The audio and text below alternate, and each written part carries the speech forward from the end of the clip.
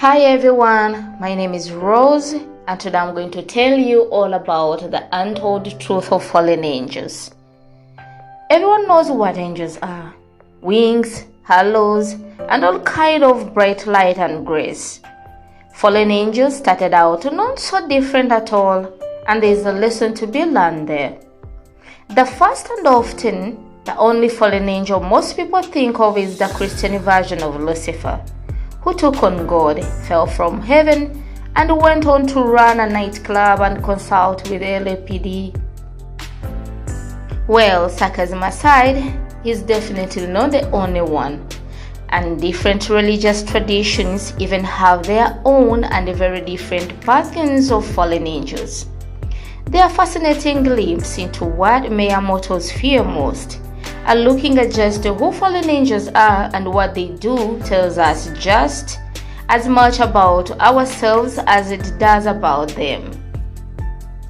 So here's where things get complicated.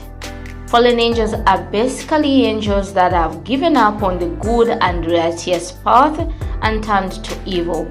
Everyone knows that, right? But in some religions there is more to the story. According to Whitney Hopler of George Mason University's Center for Advancement of Well-Being, the Jewish and Christian traditions believe that fallen angels were originally just as holy as any of the other angels, but fell when the most beautiful of them all, Lucifer, decided to rebel and enticed others to go with him.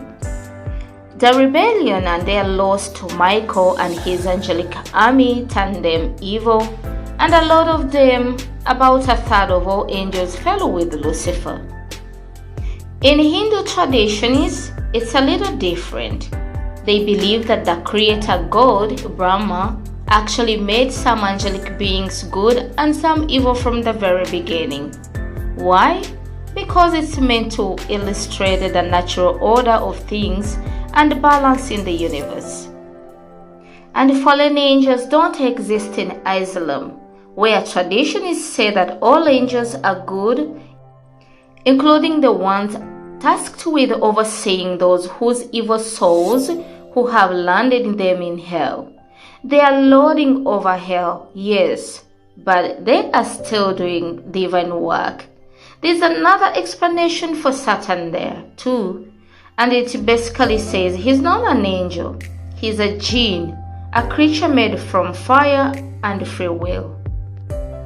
Whitney Hopler of George Mason University's Center for the Advancement of Well-Being says those who believe in fallen angels typically believe them to be responsible for things like tempting mortals into sin.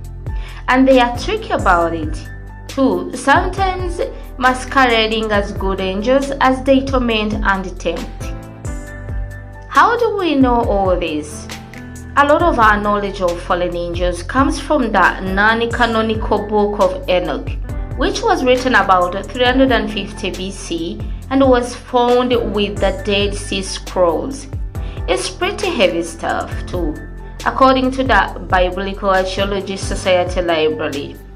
The text claimed to be the revelations of Enoch, who was taken up to heaven and told the universe's deepest secrets, then shown just what would happen during mankind's ultimate judgment.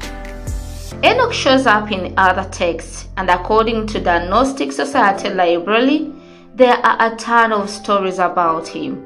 He lived to be 365 years old, eventually telling his tales to his son, Methuselah, who achieved an impressive 969 years on earth. Strangely, even though the stories of Enoch were influenced by the mythology of places like Babylon and in turn influenced Judaism and Christianity, the only place that all 100 chapters of the book survived was Ethiopia. Among those chapters was a fascinating explanation of fallen angels. One of the most widely told tales of fallen angels says it was Lucifer who rebelled against God and brought a bunch of angels down with him. But the story told in the book of Enoch is very, very different. According to the Gnostic Society Library, the book of Enoch tells the tale of angels who are destroyed by lust. This story also shows up in Genesis, but in less detail.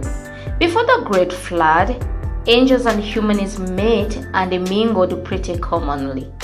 And the inevitable happened. Children. Those children were the sons and daughters of 200 angels, and they were a race of 450-foot tall giants. The angels started teaching their giant offspring evil ways, and God not only imprisoned them, but subjected them to judgment and sent the flood to hit the reset button on his creations. It's also worth noting that Les Illuminus says Noah is the great-grandson of Enoch. Enoch, the story says, tried to speak on behalf of the angels and their giant children, but sadly, a lot of the texts are missing. We do know that Enoch was the one God selected to act as an intermediary to the fallen angels, instructing him to tell them what their punishment would be for their transgressions. They were to be condemned to the ends of the earth, and punishment was definitely going to be a big part of their version of eternity. According to Les Illuminus, Enoch was considered a prophet to early Jewish writers. When Christianity started to adopt his teachings, he largely fell out of favor with Judaism. Christian writers took the book of Enoch with them when they converted the rather isolated areas of Ethiopia in the 4th and 5th centuries, preserving the text there where it stayed before being brought to Europe in 1773. Meanwhile, Christian scholars and writers were doing some serious interpreting of the version of the Bible approved by the church. And the thing is, it's never said that Satan is a fallen angel. How he became one is a bit of a tricky logic, says life science. The reasoning went like this. God created everything in the universe, and therefore God created Satan. But the only things God creates are good things, so therefore Satan must have been good at one point. He needed to have the free will to turn bad, so he became a fallen angel. To get technical about it, the first biblical character given the moniker Lucifer wasn't a fallen angel at all. It was Jesus. He was called Lucifer in an old translation of the Bible, and the name was only later applied to the world's least favorite fallen angel when, in Luke 10:18, Jesus said, "I have observed Satan fall like lightning from the sky."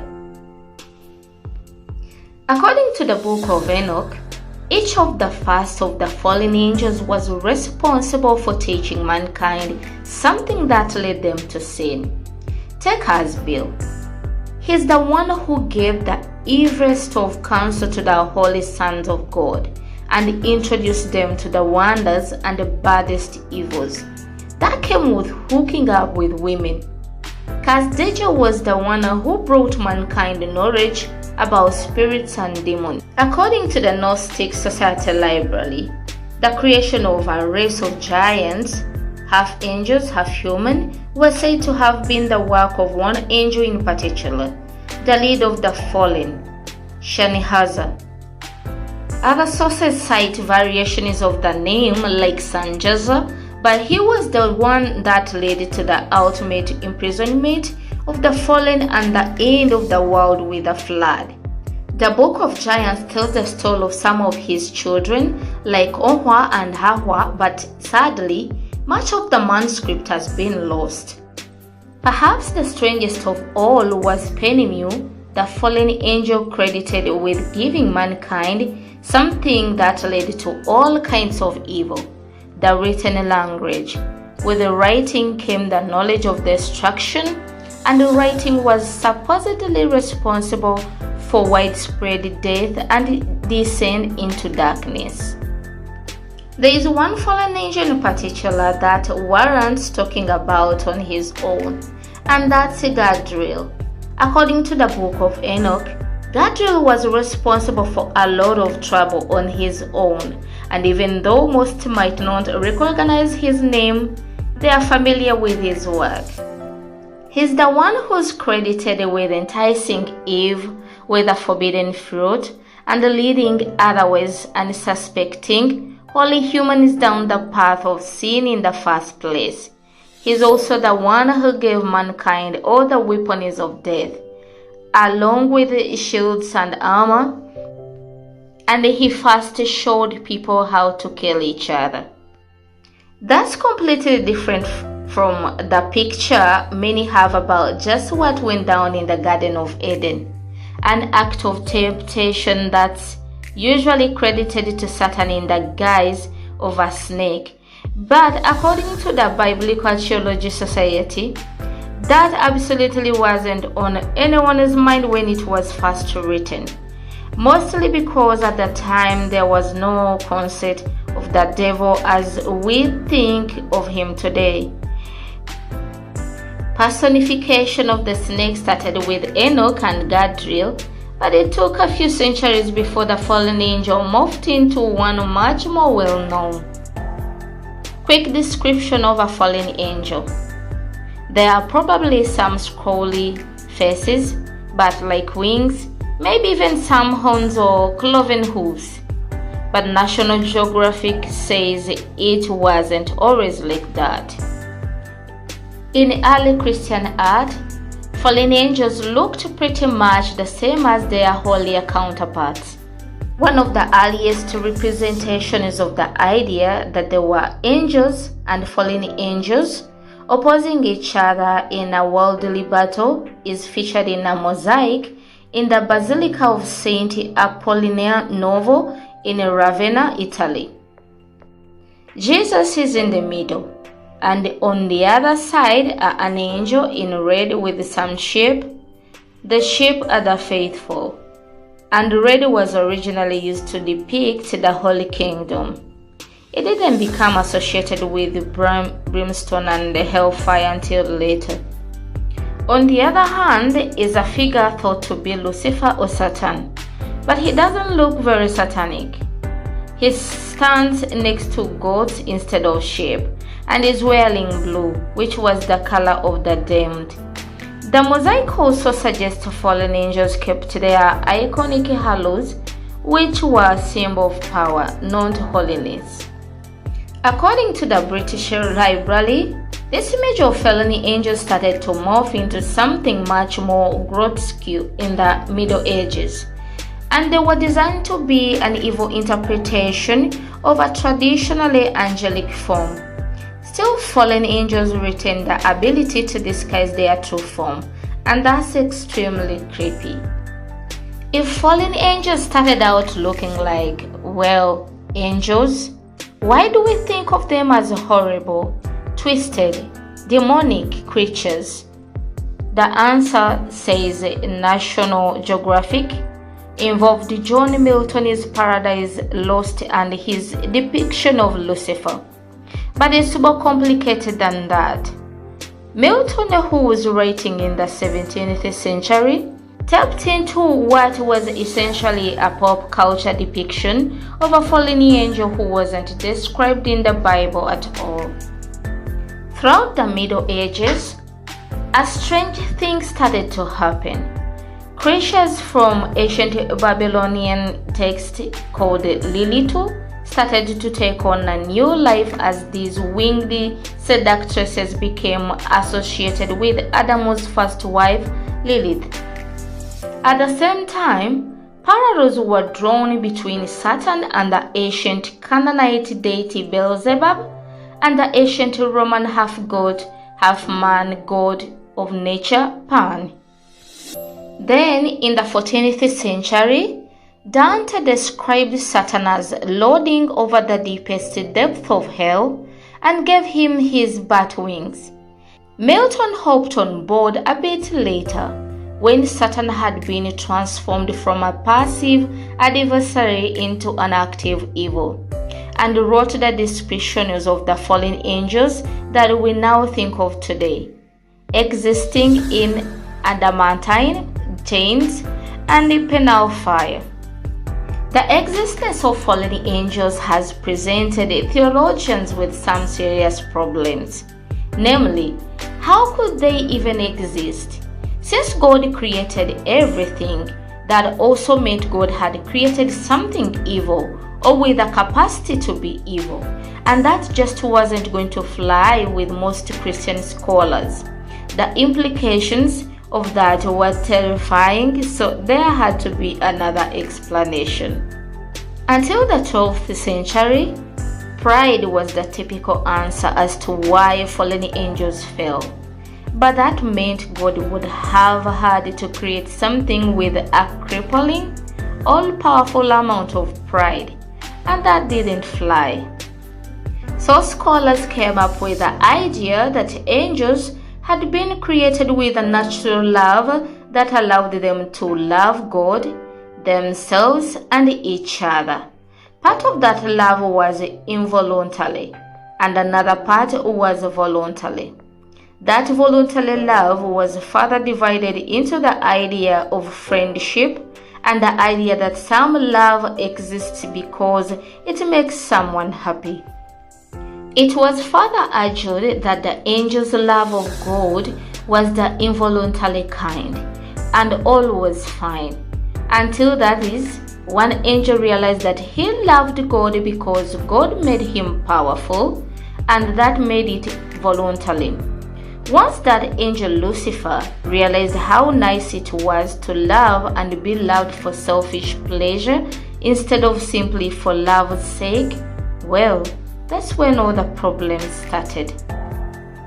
The idea that Lucifer kicked off the fall of the angels because he started experiencing love for a selfish reason is all well and good, and it kind of makes sense.